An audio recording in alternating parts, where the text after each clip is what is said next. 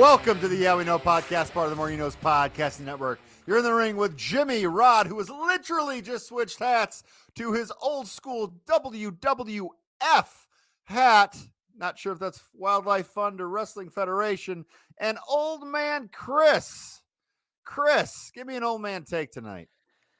I know that wrestling is supposed to be this forefront of fashion and characters and charisma. But since when are you allowed to wear a turtleneck as also a chin diaper at the same time? I just don't get it. You never, ever cease to amaze me, Chris King. That is a take, Rod. Um, your thoughts on the turtleneck chin diaper? No, I'm not going to touch that. I'm hot. I'm Okay. absolutely hot right now because my guy, Seth Rollins, is basically becoming an afterthought in both matches he is involved in WrestleMania. Okay. He's involved in two main events at WrestleMania, and still somehow he is becoming an afterthought. He is the frigging champion of one of the matches, and somehow he's becoming an afterthought because a ne'er-do-well, somebody that I continue to not understand so much. the people just somehow CM Punk is now more important in the match against Drew McIntyre than Seth Rollins, the belt holder himself. Seth Rollins is now third in a match of four people, with Roman Reigns surprisingly being fourth in that match, and we might get there later. But the two most important people in that match are Cody and The Rock. I'm angry about Seth, Jimmy. This is the strangest WrestleMania buildup we've had in a while, because they really are setting us up for amazing main events between Drew McIntyre, CM Punk, and The Rock and Cody Rhodes that aren't happening. At least Cody Rhodes and The Rock are going to wrestle. They are building that tag team matchup a lot. But you are correct, Rod. The secondary belt that was made just because Roman Reigns didn't want to work that much is being cast aside. That champion is being cast aside, and he is, I think, easily, without a shadow of a doubt, the best wrestler of all four of them. He's got one of the better gimmicks, not the best. I think the Bloodline still has that, and obviously The Rock is The Rock, but it's odd because they really do need to start building up this Cody and Roman matchup and get Seth in there. Maybe, Chris, maybe does Seth Rollins come on SmackDown and beat up Roman Reigns? Do we do that? Do we maybe see that happening for this tag team match? We got to see something like that, right? Because we know the final boss is all about beating up Cody, so you got to have a secondary, essentially. And I'm sorry, Rod, but I'm using secondary, and we're talking about your man being the number two. But a secondary type fight between Roman and Rollins, and I guess there's history there with the Shield, I think, but I'm not familiar with it. But like they need to be working that into it more, right? Okay, You so need to do time Shield out. homework. Time out, Chris. Yeah. Oh my goodness. Okay, so on Peacock, there's a Shield documentary. You need to watch that. It's a couple hours. You have to watch it. On a faction. There's a documentary on a faction. Dude, it's Roman Reigns, Dean Ambrose, and Seth Rollins. It's three of the biggest stars in the wrestling today. Yes, there's a documentary on a faction. Seth Rollins screwed Roman Reigns and Dean Ambrose. He joined Triple H, Chris. He's a visionary, Jim, because he's a visionary. He's an architect. Oh, I couldn't. So you don't know anything. He's a huge. heel. But this is why he's good for this podcast, Jimmy. This is why he's good for this podcast. Yes, we can assign him homework, and then that gives us a chance to catch up listeners who may be joining us here on this journey who also don't know. So, Chris, you also need to watch the main event between Brock Lesnar and Roman Reigns, where Seth Rollins cashed in his Money in the Bank. You do remember that, correct? You've seen those, right, Chris? Yeah, I haven't seen that yet. Okay. That's like the greatest cash in of all time. So those are some things that we are going to talk about next week. You need to watch that documentary on the Shield. Well, maybe not next week, Jimmy, because we're getting ready for WrestleMania. Oh yeah, WrestleMania after next that. week. Well, we need to catch you up on some things there. So we've got a lot to unpack. Let's get to the big thing. Let's get to The Rock making a surprise appearance on Raw. And Rock can do whatever he wants to do on any show he wants to do it.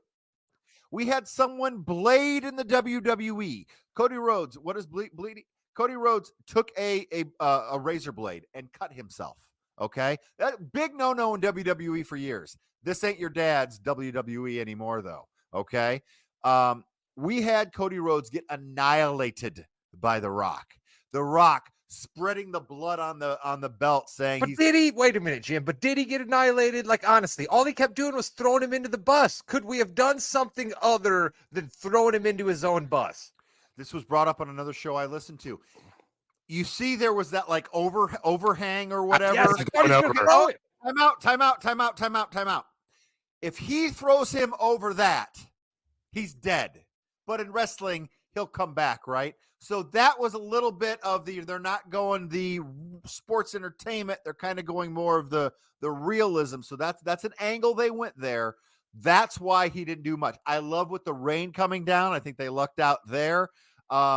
I just thought overall it was one of the best Raws we've had in a very, very long time.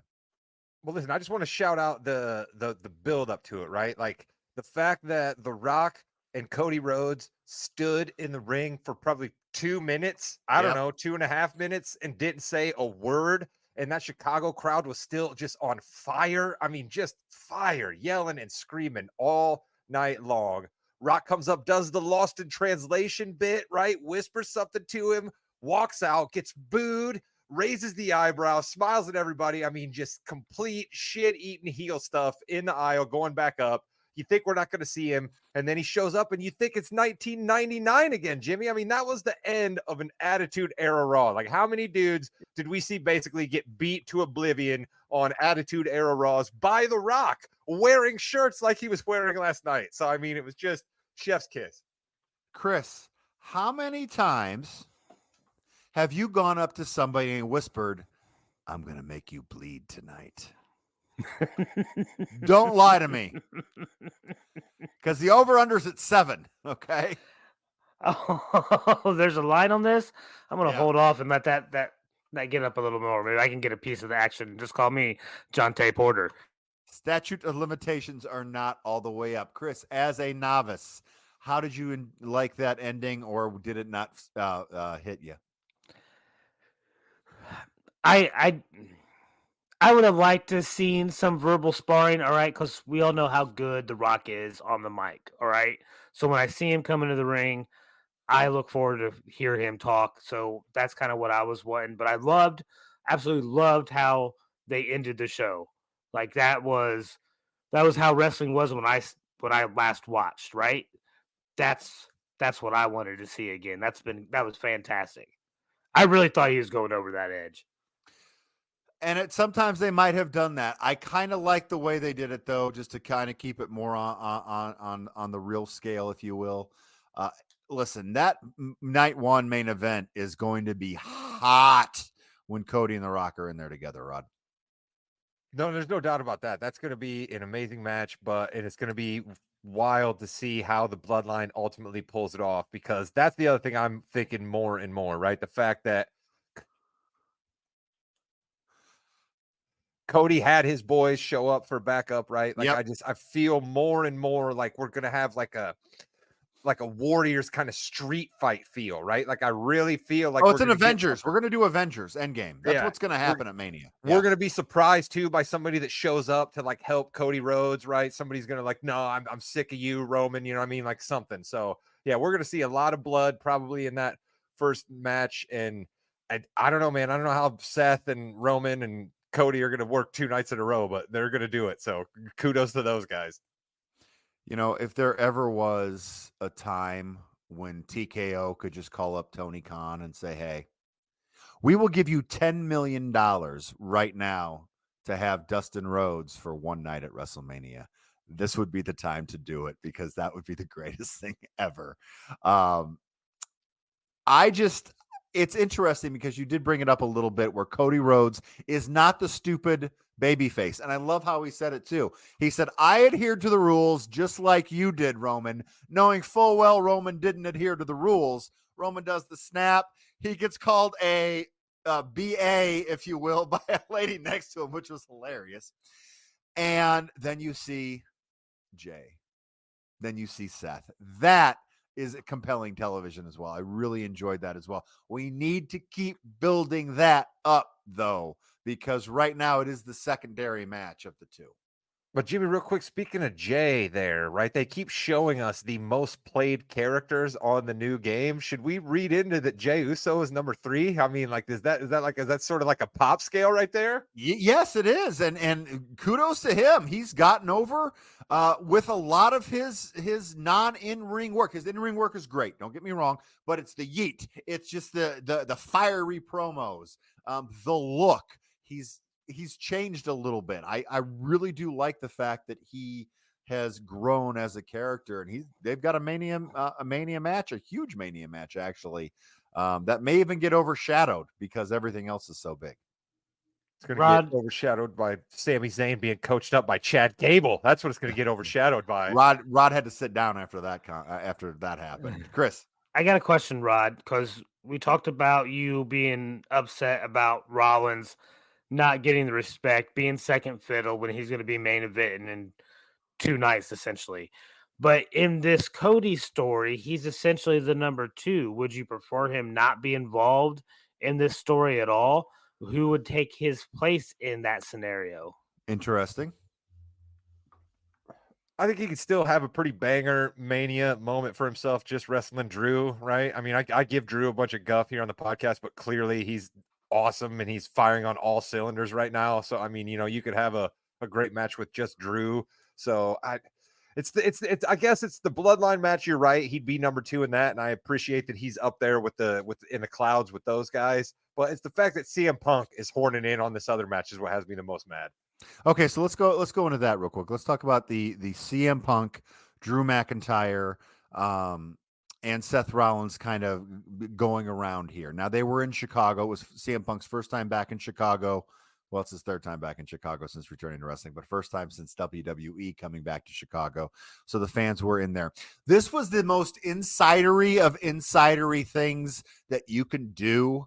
To the fact that even Drew McIntyre on his Instagram earlier in the day went to the bakery that CM Punk referred to when he got fired, when they had that big fight in AEW. CM Punk was eating baked goods from this bakery. Wasn't open, which is hilarious. So Drew had to kind of, as he's live, had to think about some other stuff to say. As someone who kind of got the jokes, I thought that it was fine. But Chris, you must have had to go to bed. This was the longest segment we've seen in a while, and it just kept going and going and going. Yeah, no, I didn't. There was definitely a lot of references that I was not keen on. So, but the gist I got out of most of it is both Rollins and Drew hate CM Punk. Yes. And CM Punk loves that everybody hates him. Kind of thing. And then the people of Chicago love CM Punk no matter what. And Chicago, in yes. every situation, because that's all we heard all night. Yeah, if you are watching the stream right now, please throw in the chat. What do you think about this Bloodline segment? What do you think about CM Punk? Is Seth Rollins being screwed over like Rod says? Just throw a comment in there. We'll talk about it for sure. The biggest one, Rod, the biggest comment that was made is when Drew McIntyre refers himself as the chosen one. And CM Punk said, tell me who said that. Who chose you? Say his name. Of course, that person was he who shall not be named, Vince McMahon. He also threw in he's a real virtuous, he's something in there. Oh, yeah, that was fantastic. The values. Yeah, he threw something in there. Listen, I have a personal bias towards CM Punk. I don't get CM Punk, yes, but I also understand that CM Punk absolutely cooks, right? What he was doing right there last night, that was fabulous, right? Like the way he immediately fired back at Drew. Who chose you? What was his name? You know what I mean? Like he's just there, right? But I also think that it does need to be pointed out, and I think Chris did it there. It's Chicago, all right? Sure, CM Punk's going to look like King Fish in Chicago because he's going to have the crowd in the palm of his hands. It's going to make him look all powerful and grand and all of the above. But like, what are we doing? Why are we making a guy clearly with an elbow brace on that's not going to be fighting at WrestleMania get this much heat, Jimmy? I don't understand it. I don't really. This was weird that they did bring him in. Now they want him to do the commentator role, and that's fine. He can do that. They did mess up though because they didn't think people were going to want him to be the referee, and they wanted him to be the referee, and that's not where they were going. So they did need to kind of move that a little bit. It was odd to me, Chris, that they brought him in because it did again take the focus off the two people who are actually wrestling. I don't disagree with you, but I think You better not. I think in a situation like this, and I know I haven't ever seen CM Punk wrestle or fight or do anything until he came back to WWE, but he obviously gets people hyped or pissed one way or the other. Rod can attest to this. So it's beneficial. And maybe when they brought him in, there was going to be a story between him, Rollins, and Drew, and him getting injured, push that back. And now they're gearing up for it again once WrestleMania is over, once Punk can come back. I thought for a second maybe we'd end up seeing a Rollins and McIntyre team up versus Punk and somebody. Maybe that's on down the line. I don't know. That's my only takeaway from it. Otherwise, there's no reason to bring Punk into this. Well, the reason might be to keep the belt on Rollins at WrestleMania. Because what if that jerk CM Punk screws Drew McIntyre out of his moment that he has earned? He did all this work to get back, and he got screwed over again by CM Punk. No, listen. I got excited for a second, and then I'm like, no, I don't want CM Punk in any way, shape, or form involved in a Seth Rollins win or loss. He better just sit his CM Punkness at the commentary table and not get involved at any point during the match. There's no chance that he doesn't get involved. So, Jimmy, I hate that you just opened that door because that's probably exactly what's going to happen. You know, Damian Priest is going to be out there too. No, he's not. Stop it with Damian Priest, Chris. Yeah, you have to. The first part of admitting you having a problem is admitting you have a problem, Chris. You need to stop with this Damian Priest stuff. I think Damian Priest might be the first Money in the Bank winner who just forfeits the briefcase because the next one came. You know, that could be it. It'd be kind of funny though if like right before the match started, he cashed in his thing. Speaking of someone who will not be getting up for a while, I think he caused a delay in tearing the ring down. Dominic Mysterio got punched in the face as hard as you possibly could by Becky Lynch yesterday. The slow motion replays are fantastic. Guys, this was great. Again, Dom, right? Dom is involved in incredible television. And you know what I thought to myself at this point when Dom was starting to get involved? I was like, hey, my guy Seth being overshadowed in his two other gimmicks. Why doesn't he come out and get involved in this kind of a match here with his wife, right? I mean, goodness gracious, he's getting overshadowed elsewhere. Why not just come out and play second fiddle to Becky Lynch? She is the man, Rod. I like it though. I think this match is we're doing great things with this match. I think that Becky Lynch, Rhea Ripley is going to be a banger, and we're going to be living in a world where Rhea Ripley is going to be involved in 2 straight WrestleMania matches that are just going to be off the chain. Yeah, I think so. Rhea Ripley is so good, and everything has gone well for the WWE right now. I think they're on like 14 of 15 sellouts, and the one they didn't sell out was just like 200 tickets short. So they are doing very well. They are hot, and the world is a better place when WWE is hot. I do want to bring up one thing that kind of grinded my gears a little bit. Our boy Goldberg had a nice little interview. I wonder. And he said he had the audacity to say the WWE had some Japanese woman beat my record, and he was kind of a little upset about that. First of all, her name's Asuka. She is so much better than you in every single way. More charisma, better in-ring performance, better interviews, and she doesn't speak English. It's one of those things where I just don't like when people demean others for no reason at all. You're high and mighty. Yeah, you made money. You did. And I'll grant you that. They did not do you any justice in WCW or WWE. I'm give you that as well.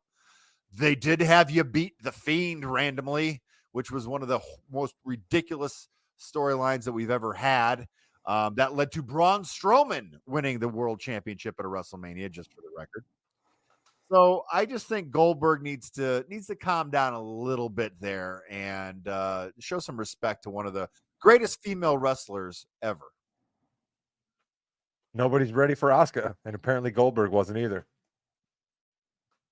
Yeah. And with that, you've been listening to Yeah We Know Podcast, part of the More You Know Podcasting Network. You're in the ring with Jimmy, Rod, and Chris. I just have a quick question. Is it possible that Sami Zayn could join the Alpha Academy? Like, would it be cool if Sami Zayn was in the Alpha Academy? I'm pretty sure I'd like Sami Zayn to be in the Alpha Academy. Sammy, get yourself an application and a unitard, red and white with the American flag kind of motif. Stand up there next to Maxine and notice. It'll be fun stuff. Goodbye, net. Yeah.